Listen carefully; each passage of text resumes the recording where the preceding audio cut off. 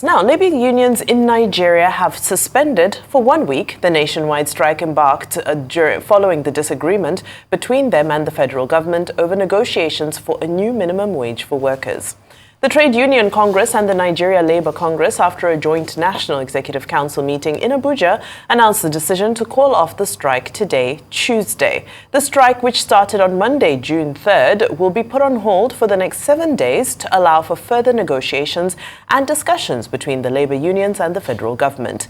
The suspension is said to take effect immediately. Arise News will bring you more on this as events unfold. Well, Director, Abuja School of Social and Political Thoughts, Dr. Sam Amadi, joins us now to discuss the resolutions from the federal government labour negotiations and how they could impact the resolution of the ongoing industrial crisis over national minimum wage. It's great to have you on the program, Dr. Amadi. A warm welcome to you. Thank you, and good afternoon. All right, getting straight into it, of course, let's lead with the latest developments, which is, of course, that the strike is now on hold. What are your thoughts, or rather your predictions, about this, the daily talks that will be going on during the period that the strike is on hold? Do you foresee some sort of middle ground being reached, or do you foresee the strike continuing in a week? Well, I think two things can happen. First, last night when the meeting held between government and Labour, it was clear that government was in a difficult position. I mean, Labour has the upper hand right now. The strike was very successful, sadly, crippled economic activity and could have done much more damage. So the yeoman job to kind of head off the strike, commendable on government part, but shows that government found itself in a difficult situation. Again, preventable if government had, proceeded in these talks with this level of quote-unquote seriousness. Maybe we wouldn't have had a disruption yesterday. Now, what's going to happen is that I think that being in government myself at some point, there are always two tendencies. There are those who say, look, these guys are lunatics, quote-unquote. These guys are raising very unrealistic expectation. So, let's see if you can manipulate things and perhaps get back on the propaganda wagon and, be more proactive and stall, during this conversation, maybe move from 60 to 62, 65. Those kind of, evidence of not being serious with the negotiation. There are also those who will look at it and say, look, the consequence of another strike will be damaging. We are losing reputation. I mean, it fits into the pattern of weakness of government, failure of government to, keep the economy running, and the GDP loss will be huge. So maybe we could, move up a little bit and meet Labour at a point. So you're going to see strategy around, divide and rule, around communication to, maybe make Labour look unreasonable, and also see if, in those dark days, they try to see if they can penetrate and weaken Labour resolve. But you also see some good faith engagement that says, look, maybe we can come to something, we may not get to 400 or even 200, maybe something like 70 to 100 could be reasonable. So the implications are heavy. Government often would not like to carry out radical reform. If you're going to pay any wage that goes from 70 to 100, for example, you're going to reorder your fiscal priorities. And oftentimes, government in the third world, government in Nigeria, insist on taking the whole meat. They want to have the same 20 billion for this, 100 billion for that. And they won't see the point of, saying, okay, let's take a major haircut, prune down our own, frugality, and then feeding, putting money to, meet Labour at maybe 70, 80, or 90, or 100. So what will happen would be which of these factions win in government. Those that see a win-win and see that improving minimum wage is not actually a loss. It's not a deadweight in the language of economists on productivity. It's not a deadweight on aggregate employment or aggregate growth. It's actually a facilitator of economic development if we improve wages. So if that kind of narrative wins through the government bureaucracy, we might see that in the next 7 days, maybe Labour will accept a reasonable offer. Again, there's a cost to Labour of organizing and discontinuing protests and strikes. So it's not like a costless intervention. Labour too will be in a position to also say, look, we can't go through this route. Maybe fatigue sets in. Somehow, this is a major. If you get 100 or 80,000 or so, we could say we've tripled the earning of these lower workers, and that would be a bragging right to our comrades and cadres in the struggle. So you got to see these two dynamics work out, and maybe we'll be lucky. By 7 days, we have a deal. Okay, thank you for that, Dr. Amadi. But I want to talk on the tariff reversal as well as the sustainability of this new minimum wage that is going to be proposed. The suspension of the strike also hinges on the reversal of the recent electricity tariff hike. I want to know what your thoughts are on the relationship between the minimum wage negotiations and the electricity tariffs. In terms of numbers, the econometric analysis, maybe not too much in terms of minimum wage workers. So one could argue, okay, fine, if the tariff band A was increased and therefore maybe not affordable, not even within the purview of these minimum wage earners, but the inflationary impact of that is something else. The fact that with band A, most of these guys are not going to have electricity because much of that goes to band A customer affect. So Labour itself has rolled it together wisely too, the issue of inflation in terms of energy costs. Labour has always cared about what happened to electricity tariffs and petrol, because those are the two essentials that drive up or drive down a socioeconomic well-being. Now, Labour tying it to this discussion is a smart one, a necessary one too. They should go together. Labour's primary focus always about wages and working conditions of workers. But secondarily, Labour also cares about socioeconomic well-being of the working people. And so electricity is critical. Fuel, petrol is critical to that. But now, stepping back, my own view as a former regulator, former chairman of NEC is that the methodology for that tariff and the process was wrong. And I have argued that it should be reversed and redone. I'm a supporter of tariff increase, but that increase should be proportionate, should be increased across everybody, and there's no reason why a particular section of Nigerian people should have discriminatory access to electricity. In my office, suddenly one day I heard that I'm now we went to buy, and then we saw instead of 140 units for the same amount of money, it was 40 units. And I asked, they said, I'm band A. Why should I be on band A? I don't live there. So the point is that the tariff was wrongly done. And I've told NEC officials, that's my view, that you guys should have gone back the way we do it, the normal regulatory way of increasing tariffs based on real costs that you have. Be upfront, be truthful, tell the country the truth. The truth is that with government fiscal policy, with government monetary policy, with the idea of unlocking and floating the currency, the government has damaged the cost profile of this industry. So if NEC had benchmarked the cost function, cost function of this sector at 400 naira to $1, or 700, and then it's 1,400. That's no mathematics. The price will go up. The question is, how then do you share that cost? How then do you grade it across time? How do you recover it over a period of time? How much subsidy should come in? And again, this idea that subsidy is wrong, subsidy is evil, is wrong economics. Subsidy is necessary for a transition from, even when we are talking about renewable energy, we can never get to clean energy without subsidies. In Canada, in Germany, across the world, what government does is use subsidy to engineer a transition. But how you put that subsidy, where the subsidy go to, the administration of that subsidy is what matters. So this idea that good government, strong government, is a government that crashes all subsidy is wrong economics.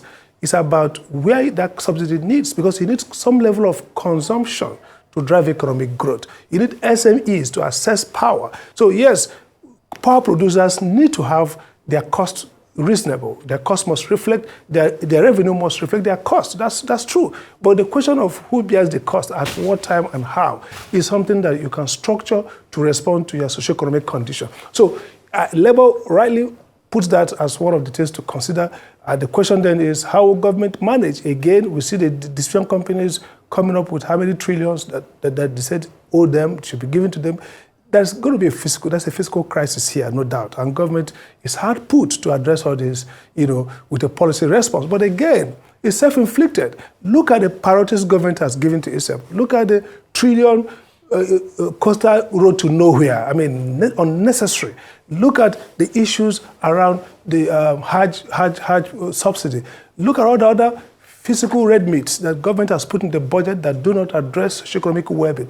If government has started being prudent and reasonable, then you have a coherence and morality to address the citizens and say, look, we're in a difficult time. We're going to bear extra of this, but we are bearing this. And it's about trust. And government people don't think much about trust, public trust. They just think about governmentality.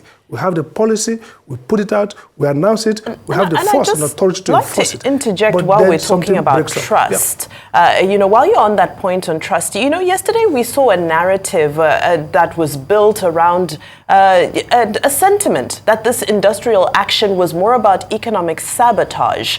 That was a narrative that gained momentum through the course of the day. And I'm curious as to how you think this will impact any future will towards industrial action in the future, when it's being labeled as treasonous, when, it became heavily politicized. What's your take on this and, the temperature around that reception towards industrial action?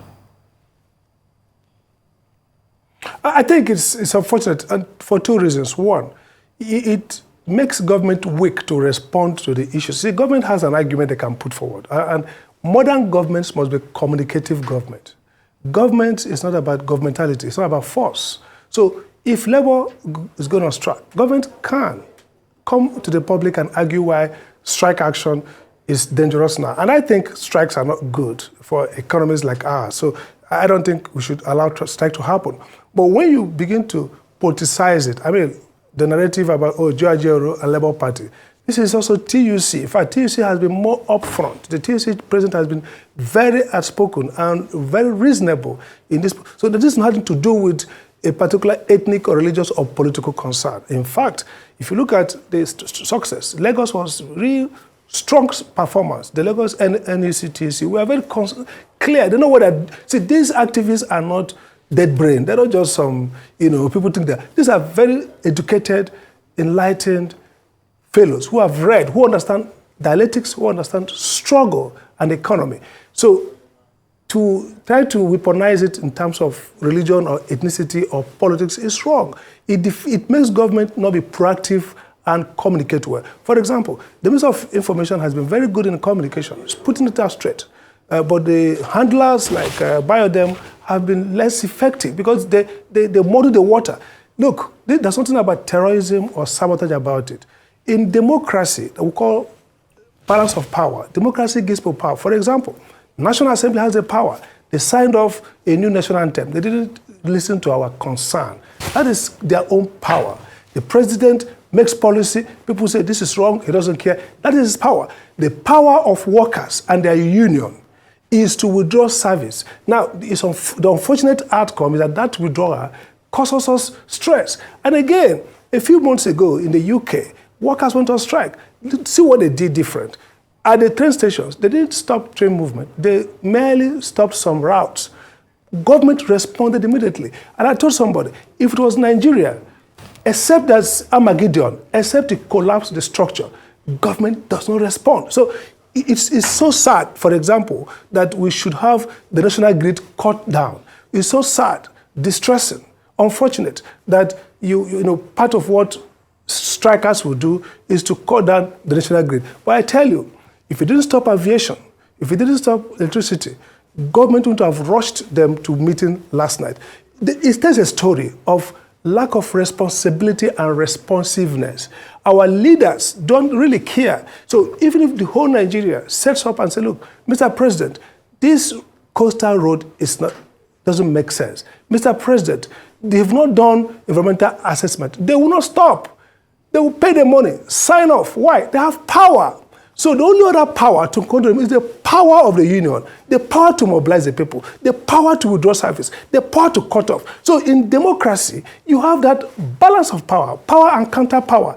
If the political leaders were reasonable, responsible, and responsive, then Labour would say, if we just march through the streets, it will signal to them that we are serious, and they will call us, we'll discuss.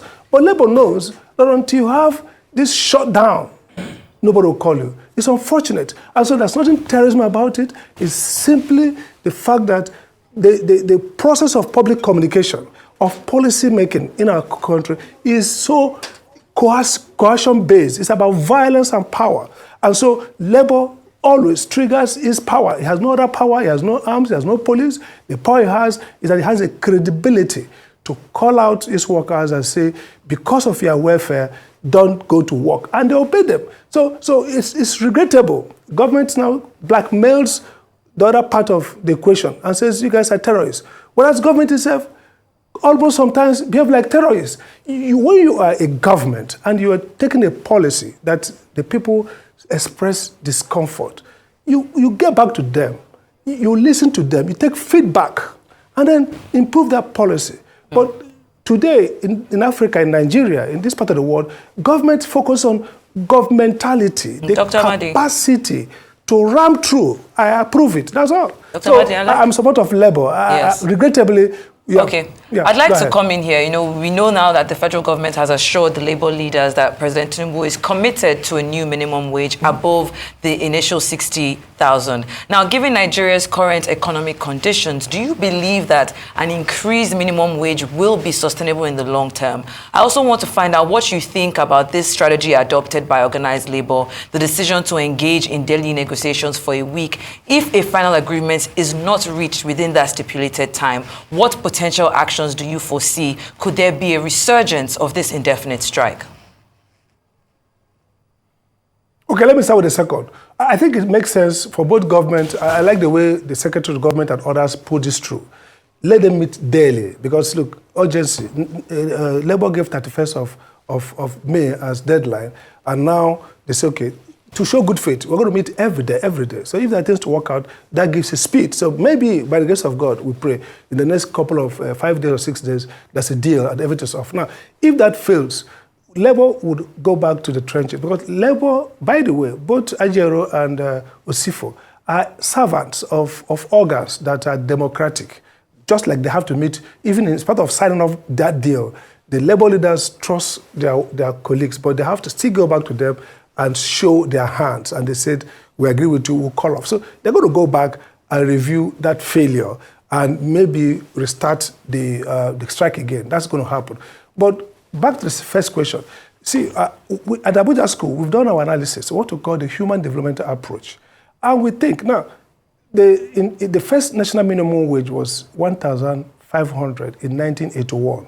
And that was exchange rate of 0.65 to the dollar. And that made the Nigerian minimum wage earner $2,149.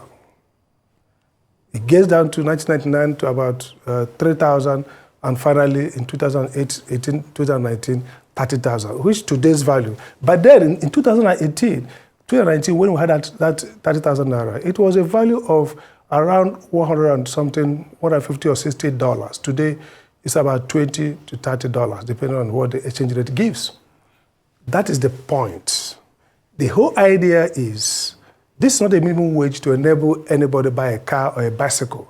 The question then is, how do you ensure that these lawyers of your working class are able to purchase basic necessaries to be alive? That's the argument. And that's what Amadi, the economist, human development approach argues. That you look at the basic livelihood of these people. They have to live in dignity. They have to have clothing, food. Again, if you look at the Constitution, Section 17 and 16 talks about the directive principle of Nigerian state policy to be a living wage. So from an economic perspective, there are two trends.